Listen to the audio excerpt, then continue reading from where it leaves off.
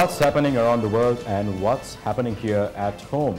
A very good evening to you and welcome to Primetime News. I'm Sandru Ferdinando. And before we get into your stories in detail, let's take a quick look at your headlines for tonight. Court of Appeal grants leave to hear petition on destruction of Vilpattu Reserve. Protest in Puttlam against the garbage recycling plant in Aruwakkalu. Why is the EPF fund being invested in a crashing stock market? Bandula Gunawardhana questions in Parliament. JVP discussed 20th Amendment with the UNP.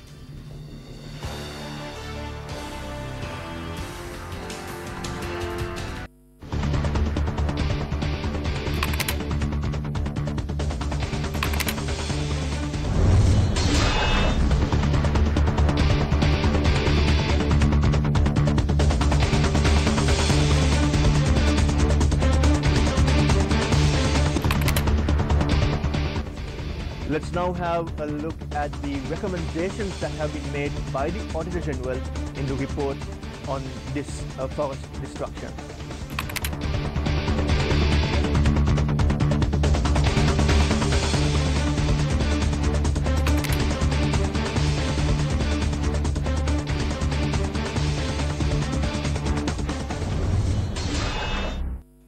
Many News First viewers whose feedback we respect and appreciate have asked us why we have not reported on the Vilpattu issue as yet.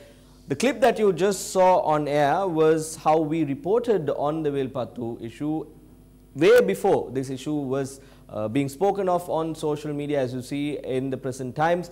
From back in 2015 and up to date, we have been monitoring the situation and we have brought you exclusive reports on the Vilpattu situation as well. Now, we have several updates with regard to the Vilpattu story today as well. I'm going to draw your attention to the judiciary before we head into more details of the special report that we have set up for you. The petition filed against the destruction caused to the Vilpattu Forest Reserve with the Court of Appeal will be taken up from the 28th of June. The petition was filed against the clearing of land in the Vilatikulam area in the Forest Reserve and the resettlement of people in that area by Nagananda Kodituakku and journalist Malinda Senaviratna, former Minister Basil Rajapaksa, Minister Rishad Badiuddin and Director of the Department of Wildlife Conservation, the Land Commissioner General and the Attorney General, among others, were named as respondents in this petition.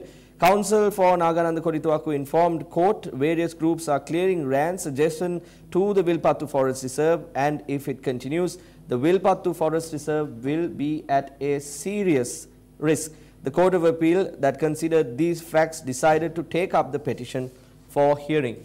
Now, this was an update from the judiciary with regard to the Vilpattu issue. Now, various people are expressing various views on social media with regard to this Vilpattu issue. To get clarity regarding the situation, we have decided to bring you this special report. Once again, before we go into the details of this, let's hear what Minister Rishad Badiuddin had to say in Parliament today and his opinion regarding this issue. There is a new project coming in Aruwakkalu Puttlam. 7,900 million rupees has been allocated for this. I request that the matter be looked into. This will be taken about 170 meters from there. Around 200 people are on the streets because of this daily. The people have not been properly informed about this, so they are of the impression that this is unfair. I raised this issue for 2 weeks. After that, the issue of the deforestation of Vilpattu and the deforestation of the Vilpattu Reserve resurfaced again. Now, that is what Minister Rishad Badiuddin had to say about the Vilpattu issue. Let me draw your attention to the story that we have at hand. Today, a protest was held in the Puttalam town area when the President of the country, who in the recent past we saw threats on the life of the President as well, the President of the country was due to arrive in Puttalam to attend several development projects being declared open in the area. With this in the background, a group of people arrived from to the Puttalam town rather and started a protest there, saying that they are against the Aruwakkalu garbage dump site that is about 40 kilometers away from the Puttalam town. They came all the way to the Puttalam town where the President of the country, the head of state, is, and started a protest there. Now, let's have a look at what happened during this protest. During the President's visit to Puttalam today, issues surrounding the Aravakalu sanitary landfill project were to be discussed.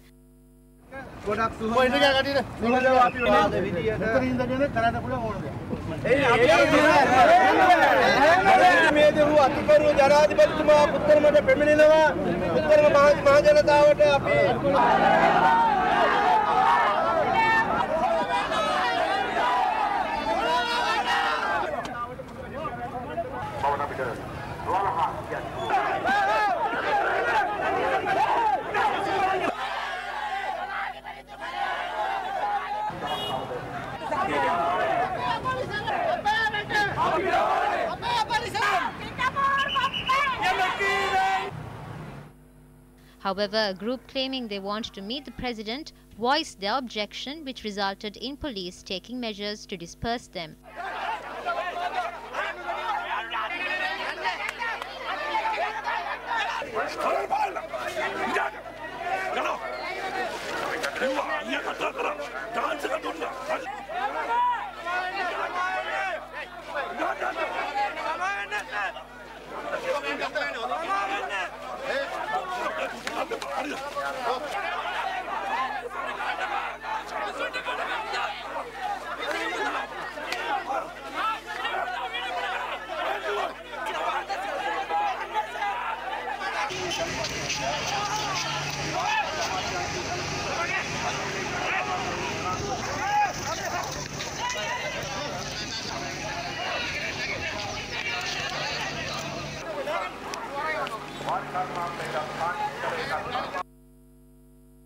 That was the situation in the Puttalam town. Let me reiterate the fact that the President, the head of state, was to arrive in Puttalam to declare open several development projects in the area.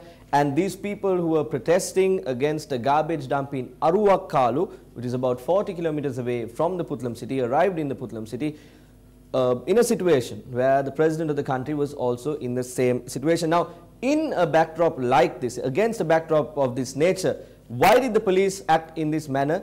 The police media spokesperson SP Ruwan Gunasekara joined us live on our Primetime News Bulletin, Sinhala Primetime News Bulletin at 7 in the evening, and this is what the police media spokesperson had to say regarding the situation.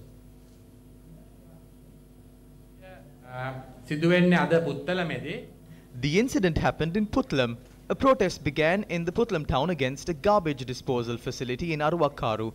At the time the protest was being staged in Puttalam, many VIPs, including the President, were attending a number of ceremonies to declare open projects in the area. Also, there was a court order that was obtained from the Puttalam Magistrates Court imposing certain conditions on the protesters. But the protesters disregarded the court order and acted in an unruly manner, blocked the main roads in the area. As the protesters were acting in defiance of the court order and considering the safety of the general public and the VIPs, and also the disruption in the flow of traffic in the area, the police took legal steps to disperse the protesters. Also, 2 of the protesters were arrested. We will be investigating as to who organized such a protest in the area on a day when a number of events of this nature were to be held in the very same location. It must be noted that they staged this protest in defiance of a court order that was issued, so we had to take legal measures to disperse these protesters.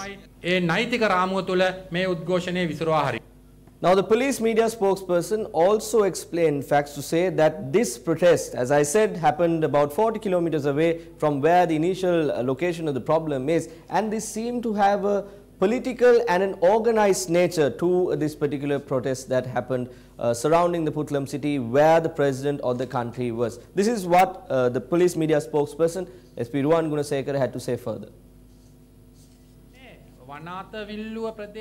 The area in question is Aruwakkaru in Vanathavilluwa. It is an area situated many kilometers away from Puttalam.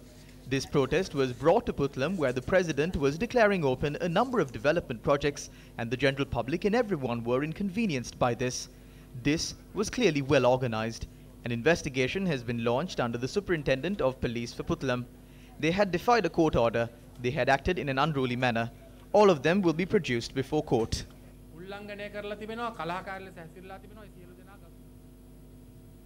Now at the end of the day, what seems to have happened is, for someone's maybe political reasons, let's call it for organized nature of this protest, people and the police have been put in a situation where the people will be against the police or the police will be against the people. At the end of the day, for political reasons, the people and the police are the ones who are paying the price. You saw people protesting, you saw the police using minimum force to disperse the crowds from that location. As we have to understand, the head of state, the president of the country, was at that location at the time, and the police have to carry out their duty by dispersing the protesters who had arrived there.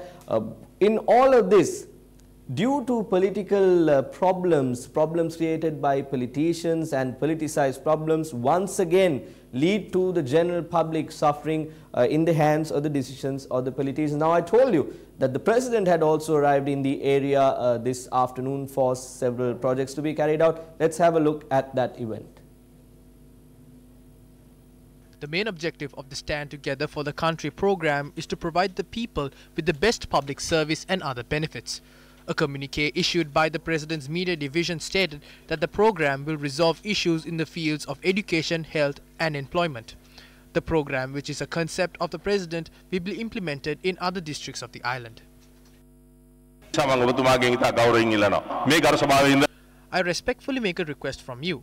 I humbly request you to implement a program under one of your concepts, calling it Putlam Navodaya or Pubudamu Putlam, or any program to collectively develop the Putlam district. I make this request and conclude my address.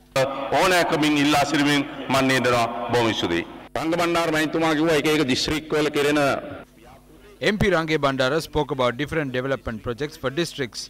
I agree that the Puttalam district needs a special development program.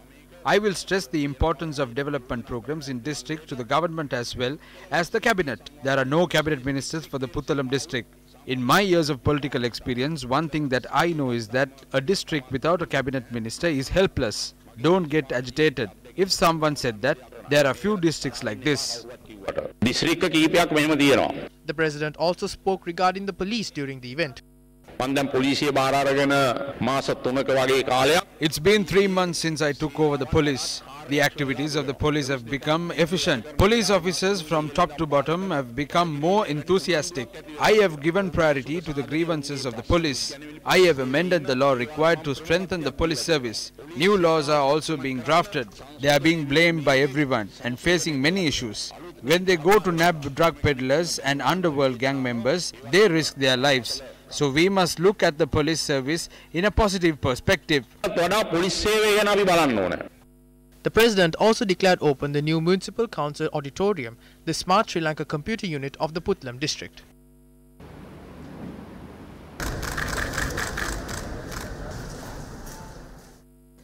Finally, the protest that you saw earlier, where the police had to disperse the protesting demonstrators, took place when the President was attending these two events in the Putlam town. Again, let me reiterate the fact that due to politicized events of this nature, organized protests of this nature, it is the public and the police that are suffering, and not the politicians who make these decisions, who are behind the screens, who are behind these curtains of these people, and who are deciding to put the people forward and maybe the police also forward, and who at the end of the day cause the public and the police to suffer. A point for the general public to ponder upon. It's back to a commercial break and then to Sandharu at the main desk. Yesterday we are exposed on the proposed construction of an oil refinery in Hambantota. Now here are some further details on the same issue. A Singapore company, Silver Park International Private Limited, has come forward with a record foreign direct investment of $3.85 billion in an oil refinery in Hambantota, Sri Lanka. Though it was said Oman's Ministry of Oil and Gas would invest up to 30% of equity in the refinery, according to our reports, Oman denied it has agreed to invest in the oil refinery project. The question at present is, can such a massive investment take place without the inclusion of Oman, which is a country that produces oil? According to Reuters, India's Accord Group has a stake in the Singapore-registered company Silver Park International Private Limited. Accord Group is owned by former Tamil Nadu DMK Minister S. Jagat Rakshagan. The Hindu newspaper reported today 3 of the 4 Accord Group directors are son, daughter and wife of Jagat Rakshagan. Yesterday, the BOI said it was aware there was no agreement between Silver Park International Private Limited and Oman's Ministry of Oil and Gas. However, the BOI said the Oman Oil Company had registered their firm intention to participate in equity up to 30%. The BOI further said Oman Trading International is willing to supply the entire free stock requirement of the project as well as do the marketing for the products upon reaching mutually agreed terms.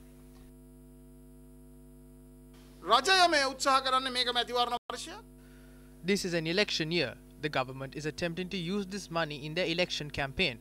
The massive funds that were amassed through the bond scam are being laundered into the country because Singapore is connected to this Silver Park International is registered in Singapore. It is an Indian company that is registered in Singapore. The company has only 3 employees. There are only 3 employees, but the investment is $3.85 billion. We are amazed by this. We saw that Prime Minister Ranil Wickremesinghe was directly accused for the bond scam. Malik Samaravikrama is also accused for this. We have a justifiable suspicion that they are trying to launder this money.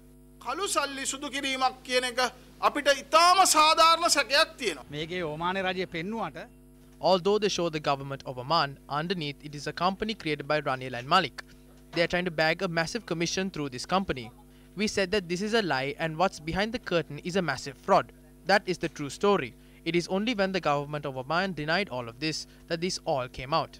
As far as I know, this is a cabinet paper that was submitted about 2 years ago.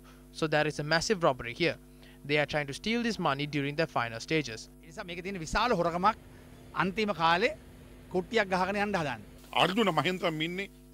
Arjuna Mahendran is in Singapore. So the money that was stolen through the bond scam are coming into the country through these Singaporean companies.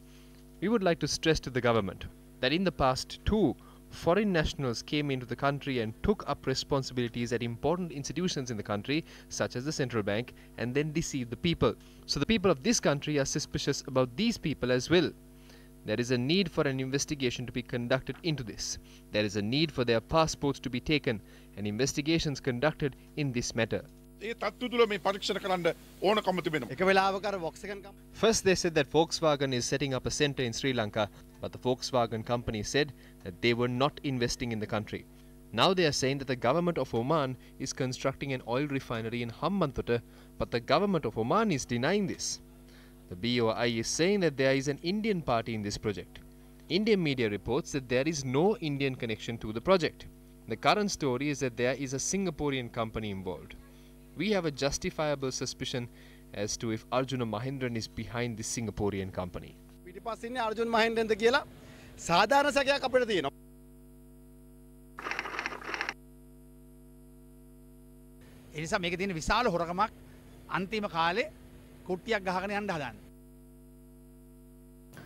Convener of the Voice Against Corruption, Basanta Samarasinghe, addressing a meeting in Shillong, expressed the following views.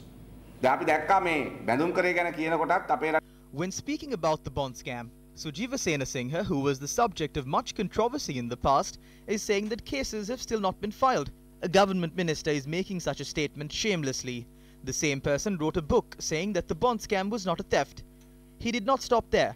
You might remember in 2015, before the general election, when Gunasekara was the chairman of COPE, it is Sujiva Senasinghe who went to court and got an order barring the release of this report. The United National Party is saying that they have not filed cases as yet. They are putting on a show now. Singapore is saying they have not presented the files, and then this side is saying that they have. This is all a lie. They have no intention of nabbing thieves, because it is a group of thieves that have banded together here. This investment in Hambantota. It's been 2 years since the Hambantota port was given to the Chinese. There is still no investment in the country. Now they are trying to place foundation stones even on someone else's land just to show that investments are coming in. They are trying to celebrate the 70th birthday of Wickremesinghe on the 24th. That is why this ceremony is being held. The chairman of BOI, the defense secretary, the former chairman of People's Bank. These people are very close friends of Ravi Karunanayake. When the Oman ministry said that they are not coming into the country, the BOI should say that this kind of an investment is coming in or not. Nothing of the sort is being said. Malik Samaravikramam should have said that this is not Oman but a different company. The Prime Minister of Oman is saying that it is not them. The BOI is trying to say that they are preparing. What are they trying to do? They are trying to lie to the country and prepare for the upcoming elections. The proposal on the re-entry of the EPF to the Colombo Stock Exchange was discussed in Parliament today. The statement made by Prime Minister Ranil Wickremesinghe that the EPF would be invested in the Colombo Stock Exchange has shocked the public. In 2017, they earned a profit of 2,993.6 million rupees through the investments in shares that generated capital gains and dividend. In 2016, they earned a profit of 4,714 million rupees. The profit in 2017 is a decline of 36.5% when compared with 2016. In 2014, the loss incurred by investing in shares was approximately 1,502 million rupees. However, this loss is a decrease of 71.3% when compared with the loss incurred in 2016. Dear Speaker, as a businessman, you are aware that in certain years you earn large profits by investing in shares in the CSE. Likewise, in certain years you make losses as well. So we earn profits based on the fluctuations of the share prices. We can earn profits if the stock exchange is performing well and the prices of shares are on the rising trend. However, our stock exchange is crashing. It made heavy losses in 2015, 16 and 17. Following the central bank bond scam, foreign investors sold their shares and withdrew from the stock market. There is no confidence in the stock exchange. It is the request of the working public that you refrain from investing their EPF funds in a stock market that has lost all confidence.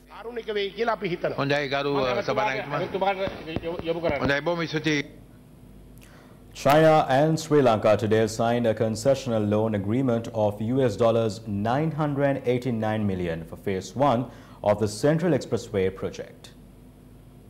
The agreement was signed between the ambassador of China to Sri Lanka, Cheng Jing-wan, on behalf of the Export-Import Bank of China, and Dr. R.H.S. Samaratunga, Secretary to the Treasury, on behalf of the Sri Lankan government. Furthermore, this loan is the single largest loan approved by the Exim Bank for Sri Lanka.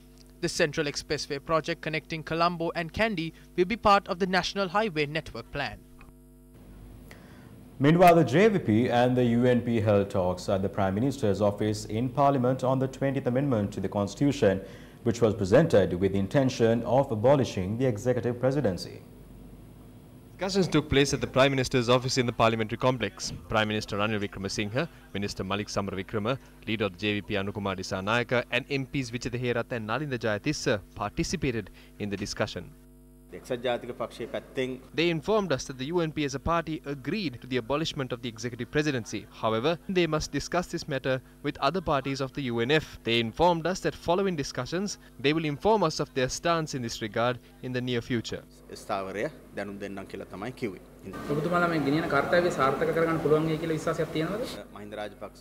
We held discussions with the opposition leader Mahinda Rajapaksa. We also held discussions with the leader and members of the TNA. During these discussions, we understood that there was a positive step forward. We will try our best to pass it with a 2/3 majority.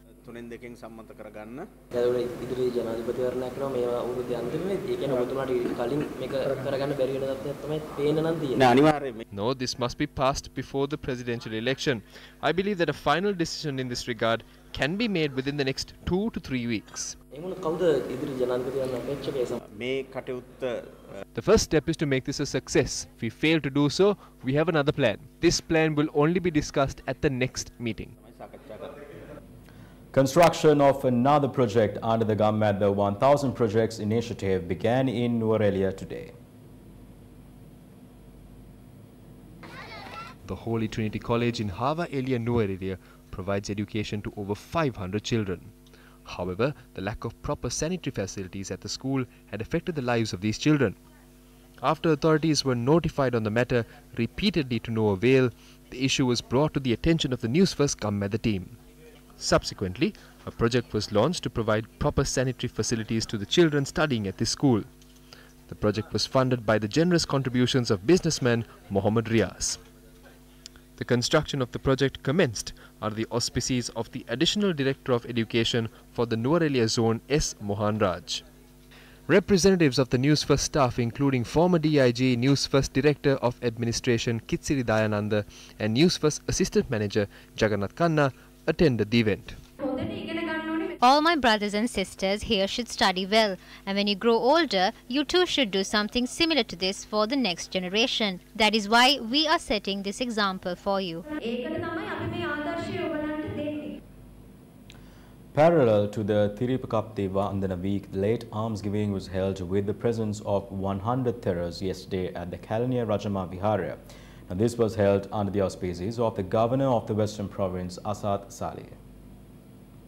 The event was organized by the Office of the Governor of the Western Province and the Western Provincial Council. The Mahanayaka of the Kote Sri Kalyani Samargi Dharma Mahasangha, Most Venerable Ittapane Dhammalankara Thera, the Chief Incumbent of the Kalaniya Rajama Viharya, Kolupitiye Mahinda Sangharakita Thera, and the Mahasangha were present at the event. We should not think twice to protect our heritage. We believe that one day in the future all nationalities can live united in a secured and stable nation. That is our wish for the country. For all of that to be achieved, we definitely need the support of our President. Meanwhile, the Governor also declared open a newly constructed building at the Samrifai Hajiar Mahavidyalaya in Beruwala. A press briefing was convened by the UNFPA highlighting the commitment that Sri Lanka made towards Family Planning 2020. Family Planning 2020 is a global partnership that empowers women and girls and works together to address the most challenging barriers to expanding access to contraceptives. In a report published, it was stated that in 2018, over 2.5 million women who used modern methods such as sexual and reproductive health education in Sri Lanka resulted in 1 million women avoiding unplanned pregnancies, 400,000 unsafe abortions prevented, and 150 maternal deaths averted. Speaking at this event, several other dignitaries highlighted other crucial figures that were achieved during this partnership. 2016 Demographic and Health Survey highlights only 35% of married women are not using contraception, and teenage pregnancies are at a rate of 4.6, while there's a subnational disparities up to 8%. So we need to address these last mile gaps, and for that we really need a good partnership and learning from each other. Parliamentarian M.A. Zumandiran spoke about the UNHRC resolution regarding Sri Lanka that was adopted yesterday. I want to make one thing very clear. The government of Sri Lanka has made these commitments, not once, not twice, now 3 times in writing. But if the government of Sri Lanka does not adhere to this commitment of including independent foreign judges in the judicial mechanism, then we, the Tamil people, will be left with no alternative but to move towards an entirely international judicial mechanism. We prefer a hybrid judicial mechanism, and we have supported resolutions 31, 34-1 and now 41. But if the government of Sri Lanka, despite all of these written commitments and the fact that it is possible under the constitution to do so, if the government of Sri Lanka doesn't do it, then I think it is important that I today announce to the government and to the country that we will take steps to move Sri Lanka to the International Criminal Court.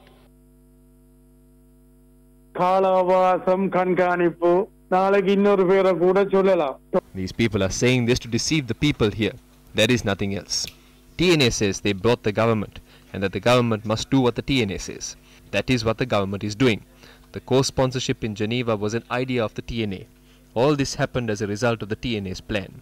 You will remember how these individuals appeared in court to protect the government. They are not ready to take any action that would support the people. They are not ready to do so. They will not have any advantage if they do so. They are trying to protect themselves. They keep the problems unsolved, and they continue to support the government. They work hand in hand with the government.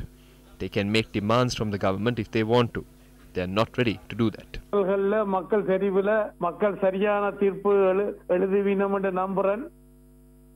Sumandiran, he's the TNA spokesman and Jaffna District MP. He threatened today in Parliament to take the Sri Lankan government before the International Criminal Court. No, I don't think Honorable Sumandiran has a right to speak for the entire Tamil community. He is the TNA spokesman and Jaffna District MP, so he can speak for the TNA. The United Nations Food and Agriculture Organization has issued a media release regarding the fall armyworm menace that now plagued other countries in Asia as well. The media release says that in response to the sudden onset of the fall armyworm in Asia, the UN FAO has convened a meeting of officials from the affected countries, as well as experts who have been tracking the fallout of FAW in Africa and Latin America, and who have been learning ways to limit the damage. The fall armyworm was first detected in India in July of 2018, and by January of this year, it had spread to Sri Lanka, Bangladesh, Myanmar, Thailand, and China's Yunnan province. In the case of Sri Lanka, there were reports that up to 40,000 hectares had been infested, resulting in some 12% of crop loss. Issuing a release, the UN FAO says that once the fall armyworm infestation is confirmed, governments are initiating efforts to continue to raise awareness and monitor the presence and spread of fall armyworm on maize and other crops. That's a wrap for tonight. You take care and good night.